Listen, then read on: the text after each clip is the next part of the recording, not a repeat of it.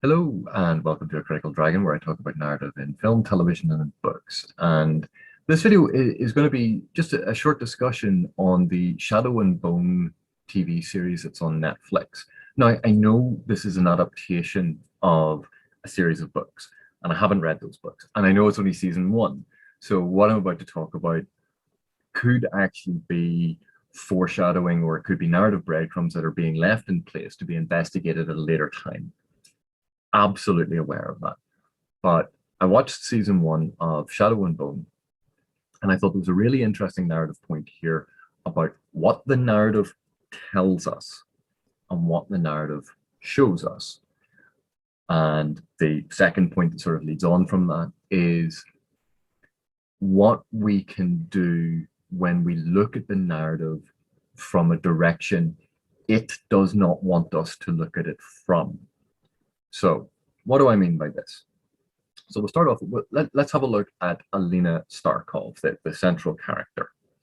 Now, in the show, we follow along. She's an orphan. She's mixed race, so she's poor. She's different to the other people in her society who appear to be, quite stringent about racial purity. It's not exactly a nice society. And so she is othered. She doesn't have parents. She grew up in an orphanage. She is of mixed race and suffers prejudice because of that. And all of these things place her in a very sympathetic light. So we, as viewers, are meant to view her and her actions sympathetically. She is our central protagonist. She is our hero. And we are with her and her story. So we get about her motivations. We're meant to sympathize with her, and we're meant to identify with her. Now, obviously, this character comes from a series of books. And if we think about it in those terms, she's a young woman who, growing up in this orphanage, all of those things I just said about creating sympathy, but she reads a lot. So, of course, when you're reading a book series about a character who likes to read, that immediately is sort of drawing the reader in to identify with this character. Absolutely fine. And she, it turns out, has special powers. So it plays into that adolescent power fantasy, that adolescent wish fulfillment. And again, that is not a pejorative thing. It's a narrative technique. When people feel powerless, we like to read stories about gaining power. When we don't feel special, we like to read stories where we can imagine we're special. It's a straightforward narrative technique. It's not an evaluation of this. So Alina is very much being set up by the narrative as a sympathetic character, as a character we're meant to identify with, and a character we're meant to care about. And she has a close friend, Mal. They grew up in the orphanage together. And again, we see a lot of all of those elements of being poor, not having parents, not being part of society, always being shunned. Even in the orphanage, they are being picked on by the others. So a lot of sympathy is being laid on these characters to support them, to create a very positive image of them for us. Alina then avoids the Grisha testing because she wants to stay with Mal. She doesn't want to be separated from Mal. They're going to be friends forever. That's how much they mean to each other. And it's framed in this very positive light that it's all about how much they care, and she couldn't bear to be separated from him. So she hides from the Grisha testing and finds a way to fool it. Fair enough. And again, we see that as her being taken away from her bound family, from Mal, from her home in the orphanage. She reads a lot. She's well educated, and she draws. She's an artist. She's creative. And let's face it, Shadow and Bone, they cast an awful lot of pretty people, didn't they? Everyone in this show is basically very attractive. So Alina, as a character in the show, has a lot going for her. She's creative. She's smart. She's well read. And even though she's in the army, she's not violent, she's not mean, she's not nasty. She's a cartographer that all she does is draw maps. All she does is make notes. Now, you could get into a moral debate about, well, those maps are being used for troop deployments, and this then is essential to the war effort. And just because she's drawing the maps doesn't make her any less culpable for people being slaughtered. Not going into that point, but she's not set up as a warrior. She's set up as this sort of creative artist, smart woman who her talents are being used by the army to further the war effort. And when we see her in the camp, she finds out that her friend Mal is being sent on this mission through the fold, and she's not going with him.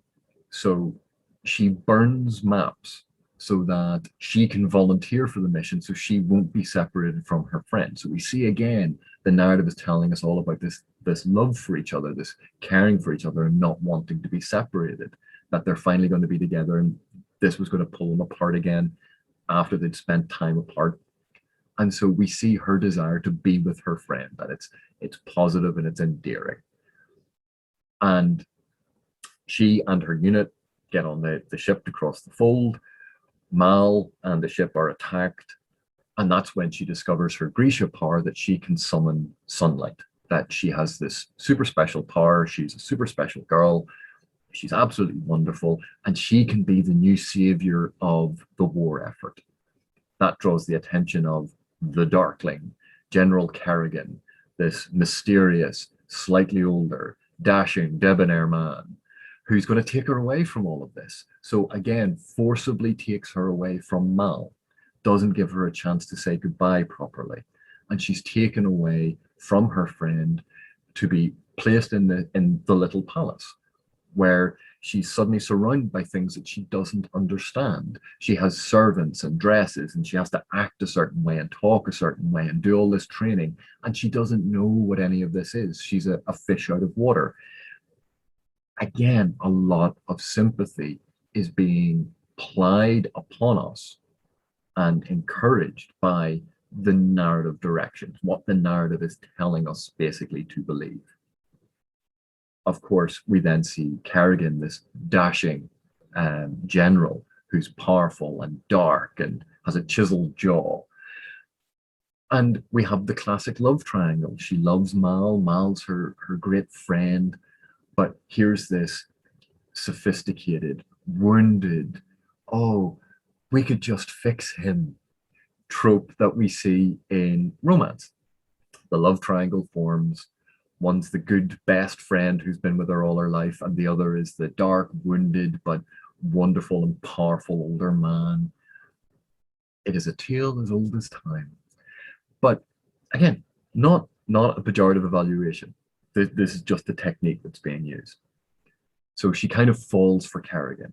And then she finds out that Kerrigan, the Darkling, is actually the person who created the fold, and she's told this by Bagra, the mean old woman who's been training her, and Bagra's actually Kerrigan's mother, and she thinks that Kerrigan is bad, so Alina has to escape. So Alina starts to run away because she immediately believes Bagra, and then has sort of second thoughts going, well, I'm not going to do exactly what Bagra told me, but I'm just going to leave anyway. Meets up with Mal, they find the stag, and it's, oh no, we're not going to kill the stag. I found a better way. So she intuitively recognizes a better way, rather than killing, of gaining the stag's power. And then Kerrigan turns up, he needs the stag's power, he kills the stag. They use the stag's antlers to create a collar for her and a control point for him. They then go off on this quest to meet the other side of the fomenting sort of civil war and everything that's happening. And Kerrigan uses her power without her consent to protect those around him while he uses the fold as a weapon. And that's pretty much season one from Alina's perspective. Yeah, there are other bits and pieces there. But let's look at this slightly differently, because that's what the narrative has told us. Like, Alina is good. Alina is doing the right thing. Alina is someone we're meant to identify with and have sympathy for. But look at it from a slightly different perspective. So Alina's an orphan. And instead of being destitute and left on the streets, the state has provided an orphanage, or a religious order has provided an orphanage, or someone has provided an orphanage, and she's raised. Even though she has no parents, she's given somewhere to live, she's given an education. And part of what the societal contract is everyone gets tested to see if they are a Grisha, because the Grisha can help in the war effort. They are these magical powers, and they're necessary. And she runs away. She doesn't want to do it, so she doesn't do it. And it turns out, if she'd actually been trained then, if they'd found out she was a Grisha then, maybe a couple of thousand people wouldn't have died. But no, she didn't want to do it. She selfishly chose to be with Mal instead of her duty to society. But she's a kid. That's what kids do. Let's move on. So she learns she's taught how to read, she's given all these books, she's given an education, she constantly practices drawing, and she becomes a cartographer. So she draws a whole lot of maps to allow soldiers to go and kill other soldiers. Okay. So in the middle of a war, because her friend's being sent away, she burns the maps. Now, I don't know about you, but that's usually considered treason, because it's sabotaging the war effort in a time of war. That's treasonous. That's giving aid and succor to the enemy. Now, she says that, oh, they weren't important maps, but she destroyed maps just so she could go with her friend. Again, wee bit selfish here. I know in the series we're meant to see it as she cares so much for Mal and doesn't want to be separated, but let's face it, she sacrifices part of the war effort for her own desires. She puts herself above the needs of the country, the military, her fellow soldiers, the other cartographers, everyone. It's what she wants to do, so she does it. Not exactly a great character trait. Then, because of this, she volunteers for the job, going, oh yeah, I'll go and do it. And her entire unit gets sent to do it. So instead of doing the job that they were meant to do, they're pulled away from that, which would have been beneficial to the war effort, to now go and do the thing that she created, to fix the problem she created. So that's a detriment to the army, the war effort, everything that's going on. Then a whole lot of them get killed because of her, because they're all on the ship thing going across the fold, and they get attacked by the demon monstery things, and they die. All those deaths are on her. She caused them. This is her fault.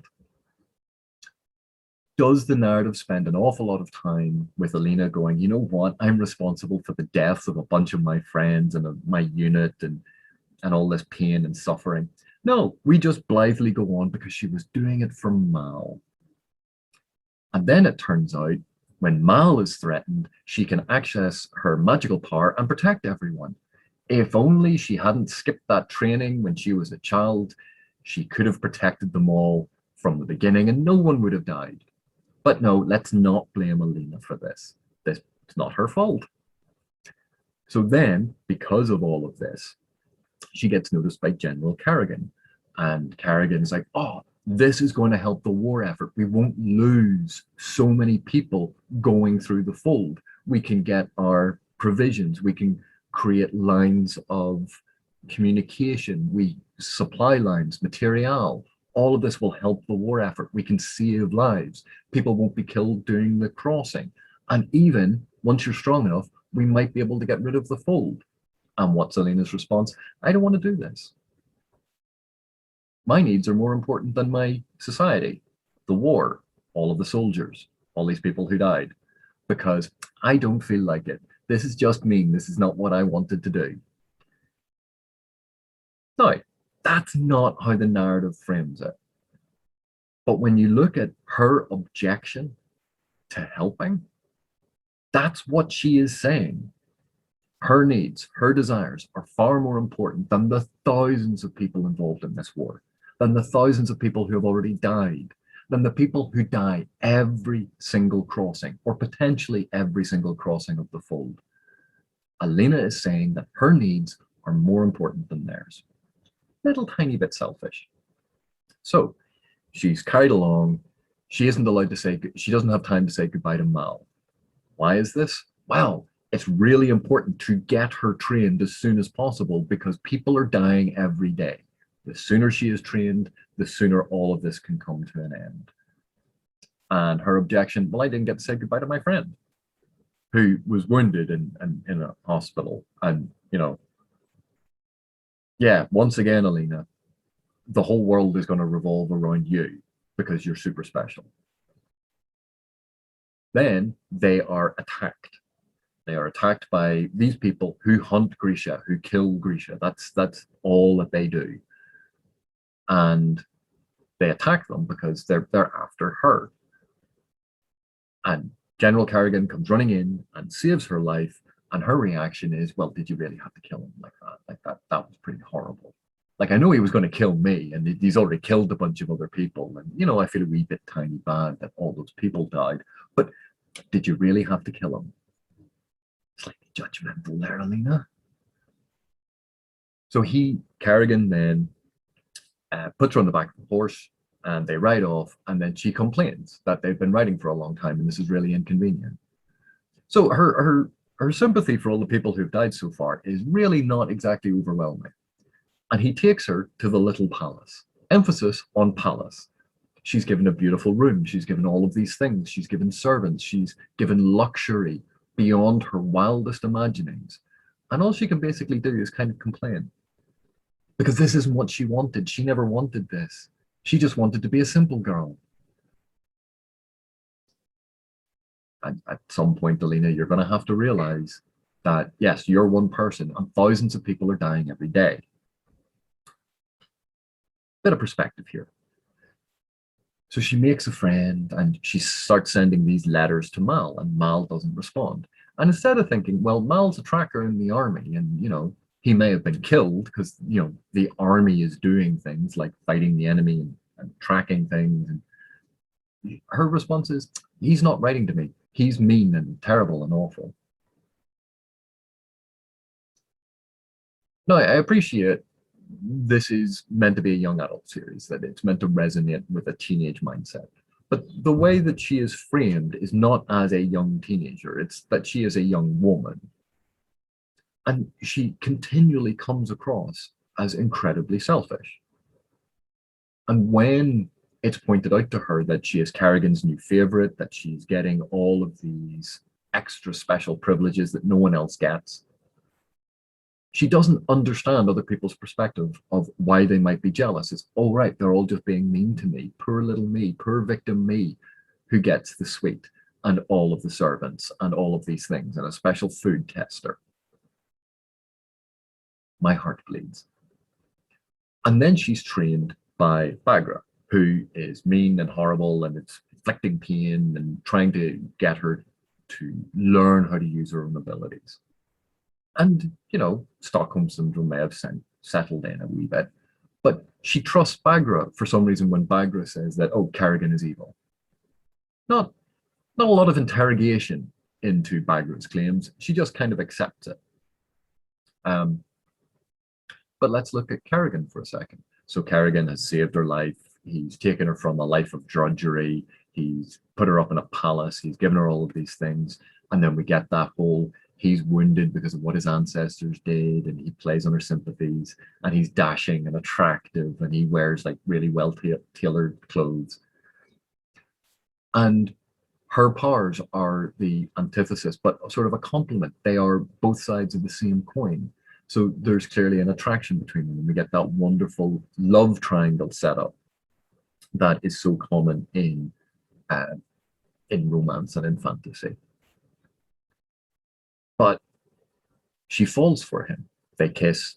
They're about to make, you know, get intimate, when suddenly it's all interrupted, and Kerrigan leaves, and that's when Bagra says, "Oh, he's actually evil." So the man that Alina was about to sleep with, the man that Alina was, you know, about to get incredibly intimate with and potentially lose her virginity to, who she really cared about, who has done all these wonderful things for her, someone comes in who's been mean and nasty to her and says, he's actually, no, he's the immortal, he is the person who did it in all in the first place, and he's trying to use you. And Alina acts like this is a shock. All the way through, she's been told they need her power. They need her power to do these things. She is going to be used. The Darkling, General Kerrigan, has a plan for Alina. This is not a shock that he is going to use her. That they've talked about it. They're going to get rid of the fold. And Bagger says, no, that's not what he's going to do. He's going to do something else. So Alina just runs away. Now, admittedly, she doesn't trust Bagger fully, and so she decides to run back to Mal. Whole thing, find the stag. Kerrigan, on the other hand, kills the stag because he needs the power. And this is where we get into something even more interesting, because then we get Kerrigan's story. So Kerrigan is a general in the army. He's leading all of these men and women, these soldiers, the Grisha. He's a Grisha himself. And they are waging a war where people are dying every day. And as a general, he is sending people into battle. He is making orders that are leading to people dying. That's what he has to do. That's his job. He makes those decisions about who lives, who dies. And that's what he does. And he does it very well. He's exceptionally powerful. And he sees Alina, this girl, who is the key to changing the paradigm of the war, to altering everything. We then get his backstory that, yes, the Grisha have been persecuted for centuries. They have been hunted and killed for centuries. And even when, in his youth, he helped the country, he served in their army, he helped them win a war, he was betrayed by the country, his wife, his lover, was murdered in front of him, his friends were wiped out, and basically him and a few others survived, and he created the fold to try and stop his friends being murdered. Not exactly darkness, not exactly evil. That's the act of a desperate person trying to stop their friends and family being murdered. And he is cast as a villain for this.